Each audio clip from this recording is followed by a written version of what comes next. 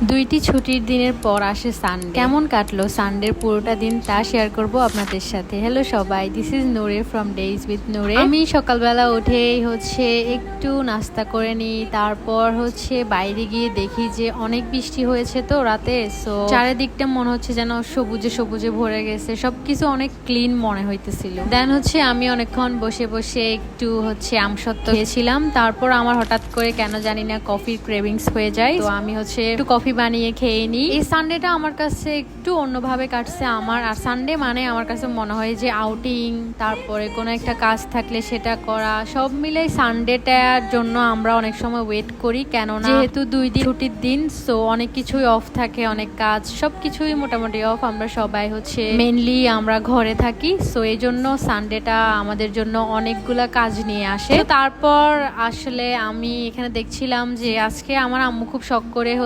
মাটির চুলায় রান্না করেছিল। তো এখানে মুরগির মাংস রান্না করেছিল এন্ড আলু ভর্তা। এই দুইটা আইটেমের কম্বিনেশন আমার খুবই ফেভারিট এন্ড আমার ভাত খেতে খুবই ভালো লাগে এটা দিয়ে। তো আমি ওই দিন খুবই মজা করে আমার লাঞ্চটা সেরে নিই। কেন জানি না এখন সপ্তাহের দিনগুলো খুবই আর্লি চলে যায়, এটা আসলে একটা আশ্চর্যের বিষয়। যাই হোক, তারপর নানু বাড়ি থেকে আমাদের জন্য বিরিয়ানি আসে। আসলে নানু বাড়ির মসজিদে এগুলা দেওয়া হয়েছে, সেজন্য আমাদের বাড়িতেও পাঠাইছে। দেন এরপর সন্ধ্যার দিকে আমি চলে যাই মুসাফুর বাংলা বাজারে। সেখানে আমার একটু কাজ ছিল, তো আমি প্রথমে কিছু ক্যাশ করে নিই।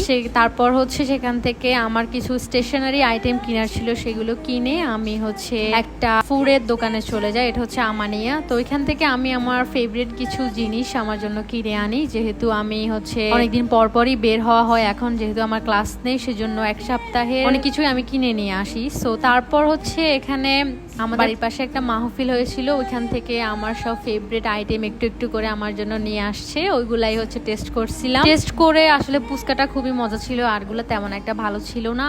যাই হোক, তারপর এখানে আম্মু আজকে একটা নতুন রেসিপি ট্রাই করছে, সেটা বান। চুলাই এই বানগুলা বানাইছে আম্মু। তো এগুলা আমরা নিউটেলা দিয়ে এনজয় করছিলাম।